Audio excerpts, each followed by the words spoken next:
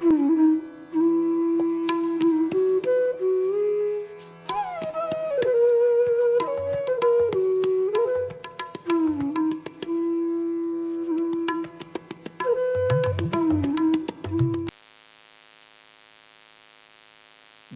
लोप होतो आणि मग कुळातील वंशजामध्ये अधर्मी दुर्गुण वाढतात.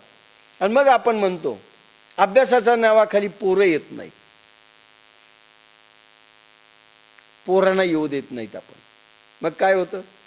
मग उद्या दुर्गुण जर वाढले त्यांच्यामध्ये, कोणी दारू प्यायला लागलं, कोणी जुगार खेळायला लागलं, कोणी अजून वाईट कर्म करायला लागले, दोष कोणाचा? आणि अधर्म वाढत जातो. कारण तुम्ही त्यांना धर्माचरणाचं धडे दिलेच नाहीत. अधर्म वाढवायला आपण मदत केली म्हणून पहिलं पाप आपल्याला लागतं, त्यांना नंतर लागेल. नाही, मीच फक्त अध्यात्म करणार, माझ्या कुठल्याही घरच्या माणसांनी अध्यात्म करता कामा नाही, कारण त्यांना सगळ्यांना कामं आहेत. ठीक आहे, तुम्ही म्हटल्यानंतर ते येत नाहीत ना, हरकत नाही, पण तुम्ही नाही म्हणणं ही पापाचरण आहे. अधर्माला उटांगळी तुम्ही दिली. मग घरात जर काही पोरं बिघडली, काही तरुण पिढी बिघडली, काही मुलं बिघडली, दोष पहिल्यांदा कोणाचा?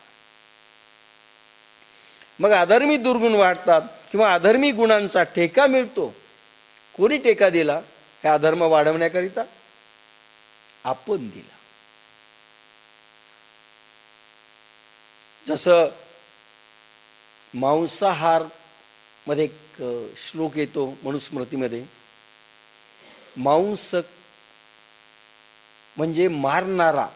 समजा बकरं असेल, ते मारणारा, शिजवणारा, वाढणारा, खाणारा, पाहणारा, मार मार मार सांगणारा, सगळे सारखे दोषी म्हटलेले. मग पापाचरण करत असताना तुम्ही पुण्याकडे त्यांना नाही वळवलं, कोण दोषी? तुकाराम महाराज सदैव वैकुंठ गमन करून जाण्याची वेळ आली, सगळं देहू गाव जमा झालं. सर्व गावांना म्हणाले ते, संपूर्ण देहू गावाला मी सदैव वैकुंठ गमन करून घेऊन जाऊ शकतो, माझ्यात पावर आहे, चला सर्वांना नेतो मी सदैव वैकुंठ गमन करू वैकुंठात. प्रत्येक जण नाही म्हणाला. जिजाबाईला सांगितलं, तू तरी चल, तुम्ही जा, म्हशीचं दूध कोण काढी? तुकाराम स्वतःच्या आयुष्यात चुकले नाहीत की मी संसार, तू संसार कर, मी माझा अध्यात्म करतो. हे जर तुकारामांच्या याच्यातनं आलं असतं, तुकाराम दोषी ठरले असते. लक्षात घ्या, अनेक वेळेस दोष आपल्या अंगात, आपल्याकडे बोटं वळवले जातात. हा ऐकत नाही ती गोष्ट वेगळी, इतरांनी सांगितलं तरी ऐकत नाही, प्रारब्ध समजायचं. पण आपल्या हाताने आपण येऊ देत नाहीत, प्रोत्साहन देत नाहीत, हे पाप, अधर्म आचरण आपल्यालाही भोवतं, त्यांनाही भोवतं. मग आपल्याला वाटतं आमचे पोरं बिघडली. अरे बिघडली का? पहिले दोषी तुम्ही, नंतर काही असेल. एक उदाहरण तुम्हाला मी मागे फार दिलं होतं छान. तुकारामाच्या घरी एक म्हैस होती. ती म्हैस चोरांनी रात्री चोरून नेली. सगळेजण म्हणायला लागले, करा करा करा, कीर्तन करा, प्रवचन करा, देवानी अशी वेळ काय येऊ दिली? नावं ठेवायला लागले. लोक बोलतात आणि अशांना आधी बोलतात. दुसऱ्याच्या इथं चोरी होऊ द्या, वाईट म्हणतील, अरे अरे वाईट झालं, वाईट झालं. पण अध्यात्म करणाऱ्याच्या इथं झाली की नाही, पहा पहा, अजून करा देवधर्म. जा आळंदीला, मागे चोरी झाली. तसं तुकारामांचंही झालं, म्हैस गेली. तुकारामांना म्हैस गेल्याचं दुःख नाही झालं, लक्षात घ्या. तुकारामांचं तोंड उतरलं आणि तुकाराम म्हणतात की सगळ्यात वाईट हे झालं की चोरांना बुद्धी व्हावी, ईश्वराने त्यांना बुद्धी दिली माझी म्हैस चोरीला जाण्याकरिता, माझ्या हातून काय चूक झाली लक्षात घ्या. अधर्माचरण काय घडलं माझ्या हातून की ज्यामुळे म्हैस गेली. 3 दिवसानंतर चोराला समजलं, यांनी प्रायश्चित्त करायचं ठरवलं, काय माझ्या हातनं चूक झाली की भगवंतानी दिलेली म्हैस घालवली. आणि मग चोरांच्या लक्षात आलं, यांनी क्षमा मागितली असेल, जसं आपण परवानगी मागतो, अर्पण करतो, चूक झाली तर क्षमा मागतो. चोरांना कळालं की अरे ती संत तुकारामाची होती, परत आणून गोठ्यात रात्री बांधली, ती म्हैस आली. म्हणून चूक आपली काय हे पहिल्यांदा पहा. त्यांच्या चुका, त्यांचं प्रारब्ध असेल हरकत नाही, तुमची काय चूक आहे हे आधी पहा. आपण दोषी किती ह्या सगळ्या प्रकरणामध्ये. त्याप्रमाणे कुलातील धर्माचा लोप होतो आणि मग कुळातील वंशजामध्ये अधर्मी दुर्गुण वाढतात. धर्म लोपतो, अधर्म विचाराने ग्रासले जातात, विकारांनी व्यसनाने ग्रासले जातात ही लोक, आणि अधर्मी दुर्गुण वाढतात किंवा अधर्मी गुणांचा टेका मिळतो व त्यामुळे अधर्म शिगेला पोहोचतो व तो बंडाळ अंधाधुंद काळ अधिक टिकतो.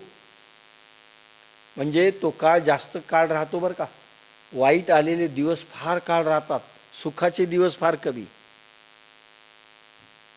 कोणी पहा, मुलगा मेडिकलला 97% मार्क घेऊन आला, किती दिवस सुखी असतो? ॲडमिशन मिळेपर्यंत. मिळाल्यानंतर अभ्यास ज्यावेळेस सुरू होतो तोंड उतर, बाप्पा खूप अभ्यास. सुखाचे दिवस अतिशय कमी, केव्हा जातात पता लागत नाही. दुःखाचे दिवस फार काळ टिकतात. पण बालपण इतक्या लवकर जातं ना, त्यालाही समजत नाही. तरुणपणात ज्यावेळेस तो होरपळायला लागतो, म्हातारपण आणि तरुणपण, त्यावेळेस समजतं काय दुःख आहे. बालपणाचा आनंदच वेगळा. आज तर तोही आपण त्यांना घेऊ देत नाही, तोही घेऊ देत नाही.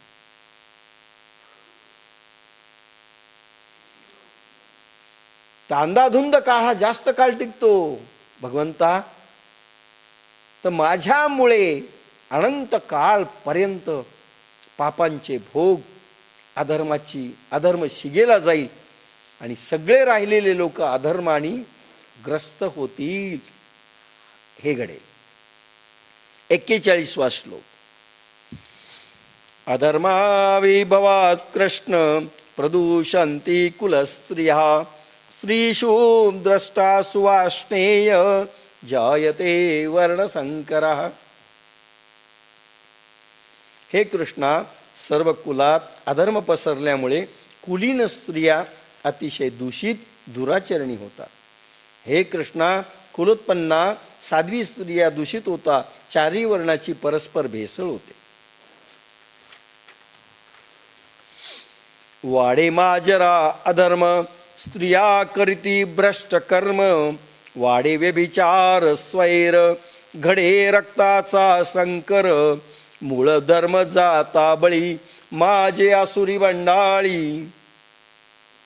एत सारा सार विचारावे, कवणे काय आचरावे, आणि विधी निषेध आगवे पारुषती. जेव्हा सर्वत्र अधर्माचा निधर्माचा प्रचार प्रसार होतो, तेव्हा त्या लोकांच्या बुद्धीत सार काय व असार काय याचा विचार नसतो.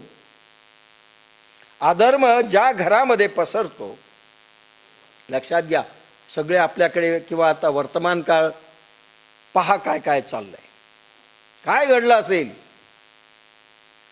ज्या घरांमध्ये मग आचार आणि विचाराचं सार नसतं, सार काय असार काय, योग्य काय अयोग्य काय,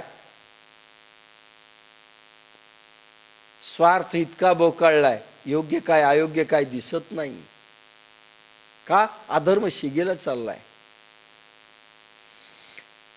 याचा विचार नसतो. व योग्य आचरण कोणते व अयोग्य आचरण कोणते, कोणते कर्म केले पाहिजे व कोणते करू नये, ह्या गोष्टी बंद पडतात.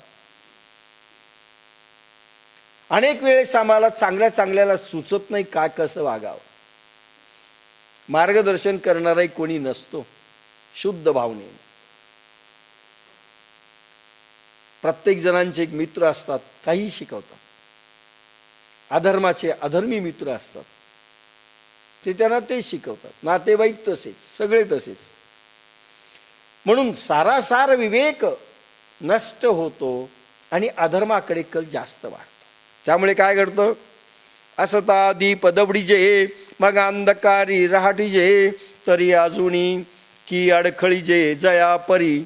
तेवत असलेला दिवा मालविला व मग जर अंधारात वावरू लागले तर त्याप्रमाणे सपाट जमिनीवरही माणूस अडखळतो. जो छोटा दिवा आहे तो मालवायचा आणि अंधारामध्ये चालायचं, काय होईल? सपाट जमिनीवरही ठोकर बसू शकते. तैसा कुळी कुळक्षय होय, तये वेळी तो आद्य धर्म जाये, मग आन काही आहे पापा वाचुनी. फार महत्वाची ओवी. तैसा कुळी कुळक्षय होय, तये वेळी तो आद्य धर्म जाये, मग आण काही आहे पापा वाचुनी. त्याप्रमाणे कुलातील कुलदीप मावळतो किंवा कुलक्षय होतो. काही काही घरातनं चांगली माणसं उचलल्या जातात. चुकून काही चांगली पोरं माणसं जन्म घेतात, ते अल्पायुषी असतात. का? आणि मग त्या घराचं पाणीपत होतं. कारण बाकी सगळे अधर्माने वागणार आहेत. आणि एक सज्जन आला होता, भगवंत त्याला राहू देत नाहीत. म्हणून आपण म्हणतो ना, जो आवडतो सर्वाला, गात असतात सर्वजण.